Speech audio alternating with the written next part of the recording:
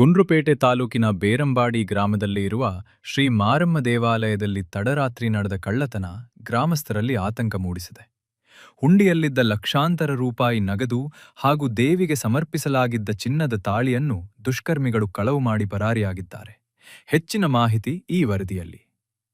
ಗುಂಡ್ಲುಪೇಟೆ ತಾಲೂಕಿನ ಬೇರಂಬಾಡಿ ಗ್ರಾಮದ ಶ್ರೀ ಮಾರಮ್ಮ ದೇವಾಲಯದಲ್ಲಿ ಮಂಗಳವಾರ ತಡರಾತ್ರಿ ದುಷ್ಕರ್ಮಿಗಳು ಕಳ್ಳತನ ನಡೆಸಿದ್ದಾರೆ. ದೇವಾಲಯದ ಮುಖ್ಯ ಬಾಗಿಲಿನ ಬೀಗವನ್ನು ಮುರಿದು ಒಳನುಗ್ಗಿದ ಕಳ್ಳರು ಹುಂಡಿಯಲ್ಲಿದ್ದ ಅಂದಾಜು 2 ಲಕ್ಷ ರೂಪಾಯಿ ನಗದು ಹಣ ಹಾಗೂ ದೇವಿಗೆ ಸಮರ್ಪಿಸಲಾಗಿದ್ದ ಚಿನ್ನದ ತಾಳಿಯನ್ನು ಕಳವು ಮಾಡಿ ಪರಾರಿಯಾಗಿದ್ದಾರೆ.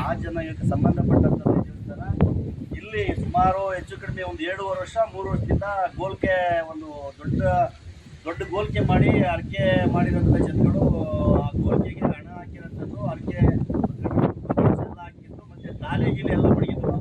ತಾಲೆ ಮತ್ತು ಚಿನ್ನ ಒಡವೆಗಳೆಲ್ಲ ಇತ್ತು. ರಾತ್ರಿ ಏನು ಮಾಡಿದ್ರೆ 1:30 7 ಗಂಟೆ ಸಮಯದಲ್ಲಿ ಕಳ್ಳರು ಈ ದೇವಸ್ಥಾನದ ಬೀಗ ಹೊಡೆದು ಮುಂದೆ ಡೋರು ಮತ್ತು ಒಳಗಡೆ ಗರ್ಭಗುಡಿ ಡೋರು ಬೀಗ ಹೊಡೆದು ಕಳ್ಳರು ದರೋಡೆ ಮಾಡಿದ್ದಾರೆ. ಇದರೊಳಗಡೆ ದಯಮಾಡಿ ಇದಕ್ಕೆ ಸಂಬಂಧಪಟ್ಟ ಇಲಾಖೆ, ಪೊಲೀಸ್ ಇಲಾಖೆ ಕೂಡಲೇ ಇದ್ರ ಬಗ್ಗೆ ಕ್ರಮ ವಹಿಸಿ ಆ ಕಳ್ಳರನ್ನ ಬಂಧಿಸಂತ ಕೆಲಸ ಮಾಡಬೇಕು ಅಂತೇಳಿ ಈ ಸಂದರ್ಭದಲ್ಲಿ ನಾನು ಆಗ್ರಹಿಸ್ತಾ ಇದ್ದೀನಿ. ಕಸ್ತೂರಿ ಕರ್ನಾಟಕ ನ್ಯಾಯ ಪರ ವೇದಿಕೆ ಜಿಲ್ಲಾ ಯುವ ಘಟಕ ಅಧ್ಯಕ್ಷರು, ಗುಂಡ್ಲುಪೇಟೆ ತಾಲೂಕು ಉಸ್ತುವಾರಿಗಳು ರಂಗಪ್ಪ ನಾಯ್ಕ.